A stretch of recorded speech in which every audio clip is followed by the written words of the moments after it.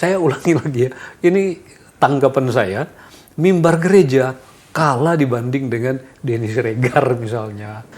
2015 ketika kami memulai, nyaris tidak ada lagi DPD yang hidup, DPC malah udah mati semua.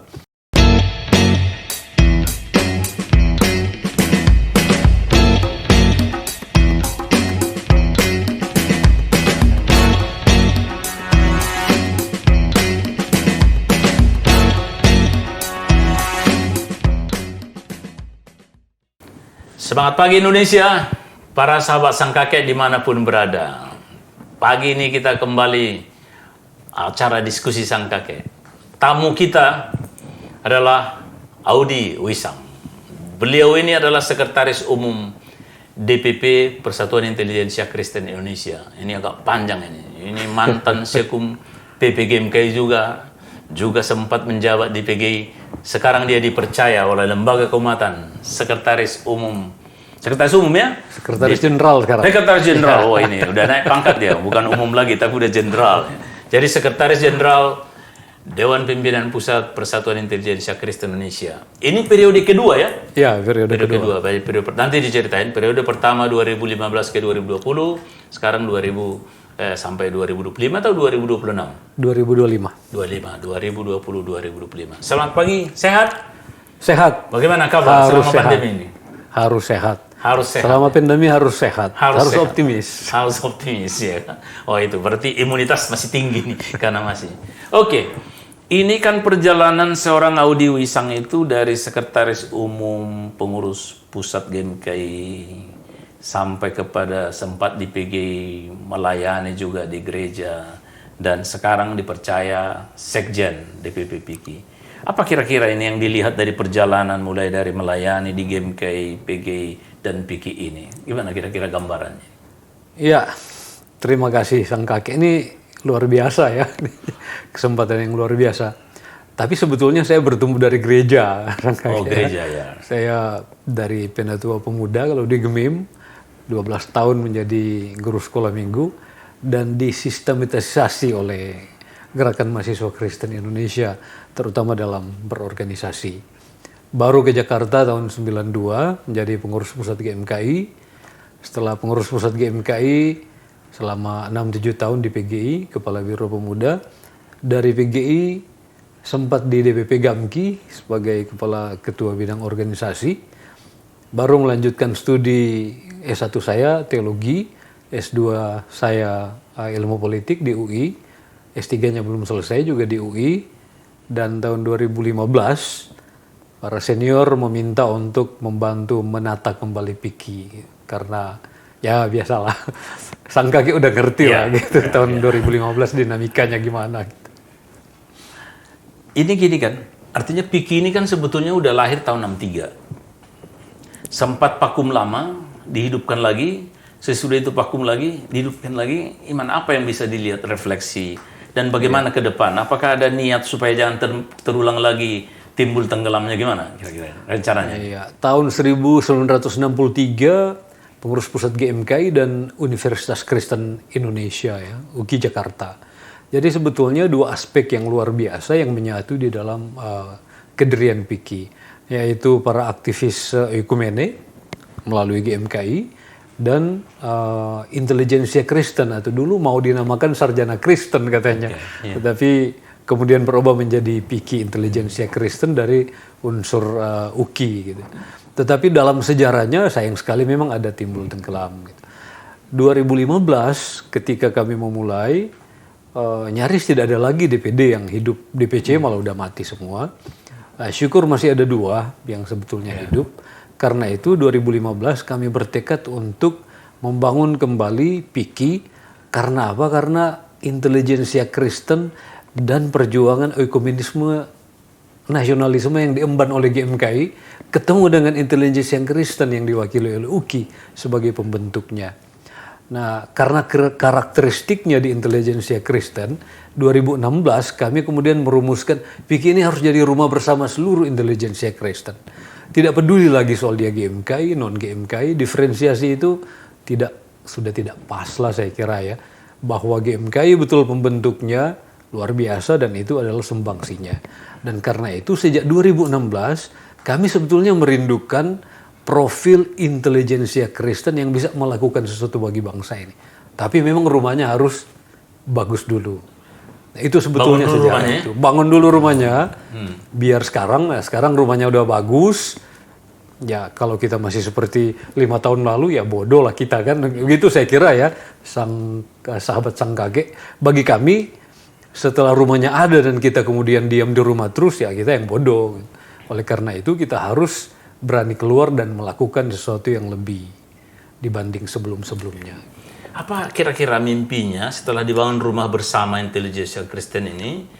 Kan rencananya nggak tinggal di rumah terus kan? Ini kan maksudnya supaya ada dulu tempat berteduh, tempat start kita, dan kita harus pergi. Kayak mau pergi kemana ini? Iya. Ini jawaban, pertanyaan yang sangat menarik karena selalu ditanyakan di setiap kongres kita mau kemana sih? Kalau PIKI sama aja misalnya tidak ada perbedaannya dengan lembaga keumatan lain, saya kira buat apa dia hadir. Nah, oleh karena itu sepanjang 5 tahun terakhir kita berusaha untuk meyakinkan diri dulu bahwa kita berupaya ke depan untuk membawa menyatukan tidak dalam arti uniformitas ya, tetapi dalam arti keberagaman yang kita bersama-sama berusaha untuk menjawab apa-apa yang menjadi persoalan bagi kebangsaan dan bagi ekumenikal. Itu kan yang menjadi warisan GMKI ya, ketegangan kreatif antara kebangsaan dan oikomenisme. Nah, oleh karena itu jawaban kita mau dibawa kemana sebetulnya adalah jawaban itu, bagaimana kita mengajak kawan-kawan intelijensia Kristen untuk mengerjakan sesuatu yang bermakna, bernas bagi kebangsaan. Karena kalau cuma berbuat untuk gereja kan ya kita tinggal diam di rumah. Kita harus melakukan sesuatu lebih banyak menjawab persoalan-persoalan di ruang publik yang selama ini kita lihat semakin sepi ya. Harus kita akui semakin sepi. Dan karena itu kita terpanggil untuk keluar kali ini. Agak menarik tadi. Artinya kalau tahun 1963 itu didirikan oleh GMKI dengan UKI sebagai institusi tempat para cendekiawan atau intelijensia kita. Lalu GMKI semangat ekumene dan pelayanan mahasiswanya. Tapi dengan rumah bersama tadi, ini tidak lagi mempersoalkan apakah GMKI, apakah GAMKI, ataukah apa, tapi semua intelijensia Kristen. Kira-kira begitu tadi. Ya, ini ada betul. pergeseran bahwa ini adalah sumbangsi GMKI dan UKI pada pendirian awalnya, tapi melanjutkan mau kemana ini, tidak lagi dikotomi seperti itu, gitu kira-kira. Karena kan sebetulnya intelijensia Kristen itu tidak semua GMKI ya, dan bahkan menurut saya sekarang kita harus realistis bahwa yang disebut intelijensia Kristen itu banyak yang justru non GMKI. GMKI juga banyak. Tetapi kalau kita sanggup dan mampu mengkapitalisasi kuantiti ini atau jumlah ini, baik GMKI maupun yang non GMKI, kita akan menjadi jauh lebih besar.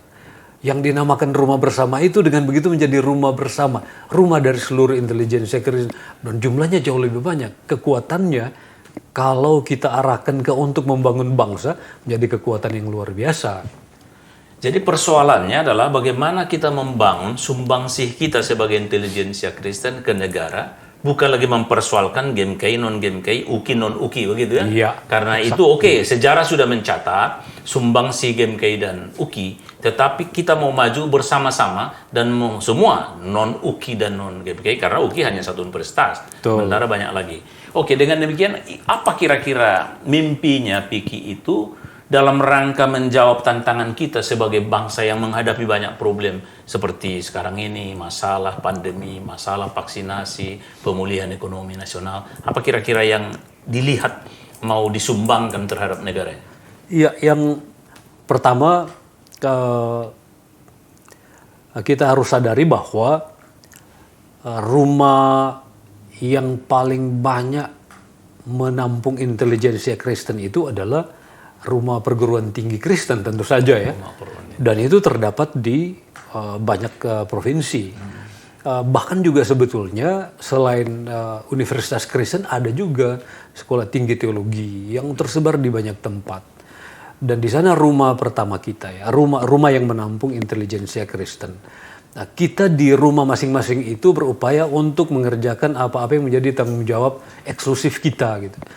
Nah, kita membutuhkan rumah bersama di level nasional dan juga di daerah-daerah yang merangsang kita untuk mengerjakan tanggung jawab bersama ini untuk dikerjakan bagi bangsa. Sekarang misalnya soal COVID ya. Soal COVID sampai sekarang saya juga merasa aneh. Banyak orang yang masih belum merasa bahwa ini persoalan global gitu. Sebetulnya tanggung jawab kita salah satunya adalah untuk menegaskan bahwa jika kita tidak tertib, tidak disiplin, kita bisa habis loh. Jangan sampai India menjadi, itu salah satu contoh. Yang kedua, di masa sekarang dan terutama kita sudah tahu Telkomsel sudah memulai 5G ya. Kita melihat bahwa mimbar gereja sekarang dikalahkan oleh penyebar-penyebar hoax dalam membangun rasa kebangsaannya. Saya ulangi lagi ya, ini tanggapan saya, mimbar gereja kalah dibanding dengan Denny Siregar misalnya, atau teman-teman lain dalam upaya untuk membangun rasa kebangsaan dia yang lahir dari inspirasi kekristenannya. Oleh karena itu kita harus mengisi segmen-segmen kosong ini. Kita harus membantu gereja untuk menegaskan bahwa panggilan kita ini loh, bahwa panggilan kita berbangsa itu sudah clear sebetulnya ketika kita menegaskan kegerejaan kita dalam konteks kebangsaan. Oleh karena itu kita harus mengisi segmen-segmen yang kosong ini supaya mimbar gereja dan kita bersatu ya, bersinergi untuk menjawabnya. Seperti misalnya kasus PGI kemarin ya. Kasihan juga kita dengan PGI, tetapi memang mestinya ini adalah tugas kita juga, tugas PIKI, lembaga keumatan lain untuk mengisi ruang publik supaya kawan-kawan bergereja, kawan-kawan umat Kristen paham bahwa yang dikerjakan itu dalam rangka kebersamaan untuk hidup sebagai satu bangsa, bukan karena Pendeta Gomar misalnya punya kepentingan karena konon katanya adiknya ada di KPK, itu kan lucu. Jadi hoax berbangsa kita jadi begitu. Gitu. Jadi seperti itu saya kira jawaban kita ke depan, karena juga tantangan kan sudah berubah. Sekarang backbone-nya sekarang lebih banyak ke teknologi. Ya kita harus banyak mempersiapkan diri untuk memasuki ranah publik dengan bantuan dan dukungan yang pas untuk dunia, untuk tantangan kekinian. Oke, ini kan tadi menarik bagaimana kita sebagai gereja, orang gereja, yang harus juga mengisi kekosongan ini. Karena udah lebih percaya orang hoax daripada khotbah mimbar dari gereja-gereja. Ini kan sesuatu masalah besar ini. Padahal seharusnya kan gereja adalah menyampaikan suara nabi, ya, suara kebenaran, ya sudah dikalahkan oleh suara hoax karena perkembangan media sosial dan teknologi informasi. Apa kira-kira mau dilakukan PIKI dalam rangka pemberdayaan gereja supaya bisa berubah mengikuti perkembangan zaman dan dengan perkembangan teknologi informasi yang sudah di Telkomsel sudah 5G, gimana kira-kira apa peran strategis yang akan dilakukan PIKI? Ya, ini persis sebetulnya yang harus dijawab oleh PIKI ketika merumuskan apa yang akan dia kerjakan 5 tahun ke depan. Kenapa? Karena kalau kita masih mengerjakan hal-hal yang sama seperti 10-15 tahun lalu, saya kira kita akan ketinggalan zaman. Jadi tidak relevan. Buat apa berorganisasi kalau irrelevan kan? Buat apa kita mengerjakan hal-hal yang sudah tidak dibutuhkan oleh komunitas kita? Itu yang pertama. Yang kedua, oleh karena itu besok ketika kita misalnya rapat perdana, kita sebetulnya sudah memikirkan apa yang harus dikerjakan ke depan yang sesuai dengan tantangan sekarang. Bukan berarti bahwa semua misalnya sudah aware dan sudah well prepare dengan teknologi informasi. Akan tetapi sebagian besar pembentukan persepsi, pandangan, pendapat warga gereja sekarang lewat media sosial, gitu. Lewat handphone. Gitu. Dulu kan, bukan dulu ya, dulu anak-anak kalau dihukum disimpan di kamar. Sekarang disimpan di kamar mereka senang-senang aja kalau punya handphone. Artinya apa? Sejak kanak-kanak sekarang kita disiapkan untuk masuk ke dunia itu. Oleh karena itu kami memang sudah menyepakati bahwa backbone program kita ke depan adalah memasuki menjawab tantangan kekinian yang sebetulnya sejak 2016-2017 sudah pernah diintrodusir oleh Oxford ya, dengan menegaskan bahwa orang-orang sekarang mengambil keputusan berdasarkan data-data yang sebenarnya irasional atau dia menyebutnya post-truth. Artinya apa? Orang lebih suka berpikir irasional karena memang dia punya kepentingan dengan irasionalitas itu ketimbang mengedepankan pilihan-pilihan yang lebih rasional yang sepertinya dibuat menjadi tidak relevan oleh perkembangan ilmu dan perkembangan teknologi informasi ini. Oleh karena itu, salah satu program utama kami ke depan adalah memanfaatkan teknologi informasi itu untuk menjawab atau untuk mengisi kekosongan-kekosongan di ruang publik. Tadi seorang kawan saya bilang, kita harus dan mau tidak mau memasuki ruang publik dengan semua media yang terkait langsung dengan ruang publik itu. Persis tadi diskusi kami soal itu, sang kakek gitu ya, sama sahabat sang kakek itu sebenarnya percakapan-percakapan yang sangat kreatif yang sedang terjadi di lingkungan Piki sekarang. Mau tidak mau kita harus masuk ke sana. Berarti harus ada penyesuaian program, pola pikir, perilaku, dan sikap mental untuk menuju itu. Exactly. Sudah pasti dan harus. Karena kalau zaman ini di zaman batu, agraris, baru zaman teknologi, industri, baru informasi, sekarang medsos. Jadi sudah 5 tahap. Jangan kita sudah di tahap 5 tapi masih ada pola pikir tahap 1 ya. Iya, Zaman batu, kan masih bertengkar. Masih bertengkar lagi terus, adu mulut gitu kan. Padahal ini udah media sosial, artinya semua pertengkaran ini udah direkam. Kalau dulu kan hanya dinding yang merekam, sekarang udah media sosial. Ya. Itu maksudnya, jadi ada pola pikir, sikap mentalnya harus berubah. Tentu harus dilandasi dengan etik, moral, spiritual kita sebagai intelijensia Kristen. Itu kan harusnya udah tuntas ya. Udah tuntas. Udah tuntas. Oh, jadi ini baru dilantik ya. Jadi selamatlah ya untuk DPP Piki periode 2020-2025 dan besok akan rapat pertama. Ya, rapat perdana DPP. Kita berharap bahwa Piki akan bisa merumuskan program-program konkret untuk menjalankan visi dan misinya. Dan kita berharap juga bahwa para intelijensia Kristen tidak mempersoalkan lagi apakah GMKI, apakah tidak GMKI, tapi semua rumah bersama ini bisa mewujudkan sumbangsih kita, sumbangan pemikiran kita, konkretnya juga apa yang bisa kita lakukan untuk bangsa dan negara. Karena kita bagian dari negara itu. Para sahabat sang kakek, sangat menarik diskusi kita terhadap perkembangan kita sebagai bangsa dan negara. Dari seorang Sekretaris Jenderal DPP Persatuan Intelijensia Kristen Indonesia yang akan rapat dalam waktu dekat dan mereka akan merumuskan titik-titik apa strategi-strategi mereka dalam menjalankan program untuk menjalankan amanat yang bukan hanya khotbah mimbar dari gereja tapi juga non-mimbari dan pelayanan kebangsaan. Itu mungkin, ini baru awal periode DPP Piki. Kita berharap nanti ke depan kita akan bisa kerjasama Sang Kakek Network dengan DPP Piki untuk membuat program-program yang baik demi bangsa dan negara. Demikian dulu para sahabat Sang Kakek, pertemuan kita pada pagi ini. Jangan lupa like, komen, dan subscribe supaya tetap berkembang Sang Kakek Network Channel untuk konten-konten yang menarik, informatif, dan solutif. Sampai di sini dulu para sahabat Sang Kakek. Sampai ketemu lagi dalam diskusi yang akan datang. Terima kasih. Terima kasih Sang Kakek, Ya. sahabat Sang Kakek, Ya. sukses. Ya.